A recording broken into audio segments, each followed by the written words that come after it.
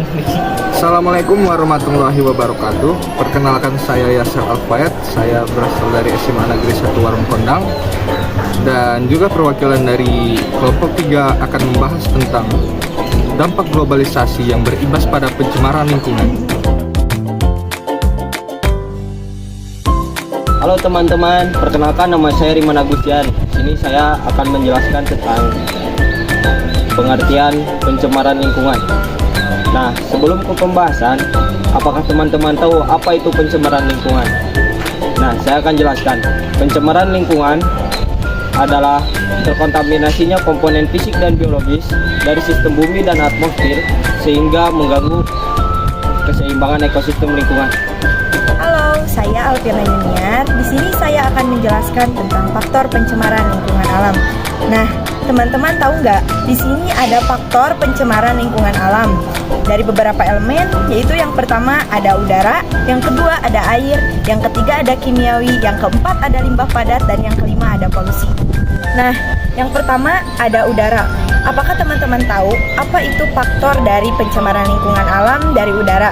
Contohnya yaitu ada dari asap mobil, asap pabrik, asap pembakaran sampah, dan asap pembakaran minyak.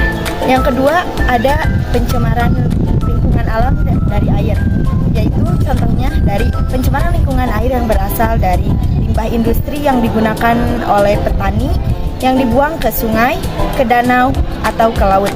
Yang ketiga ada pencemaran lingkungan dari kimiawi, yaitu contohnya pencemaran kimiawi dari bahan-bahan sintesis yang digunakan sebagai pupuk, deterjen, pestisida, pakaian, dan sampah.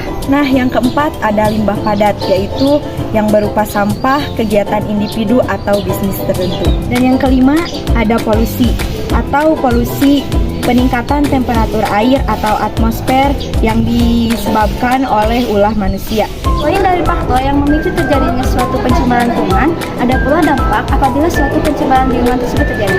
Yang pertama yaitu ketidakseimbangan lingkungan atau ekosistem sumber daya alam. Yang kedua yaitu punahnya spesies flora dan fauna.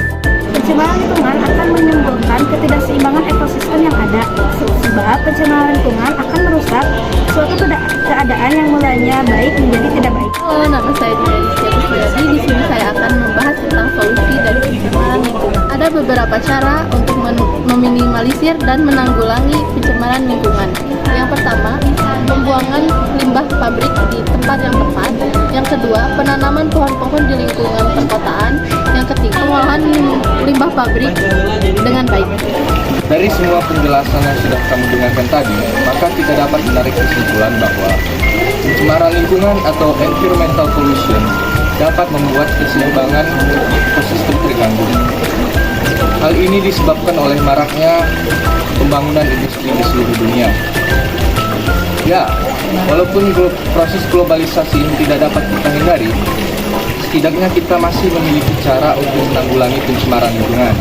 Ini dengan cara pembuangan limbah yang dengan cepat, kemudian melakukan reboisasi atau penanaman pohon kembali, serta mengolah sisa pembuangan dan melakukan pengolahan kembali dari sisa pembuangan dengan baik.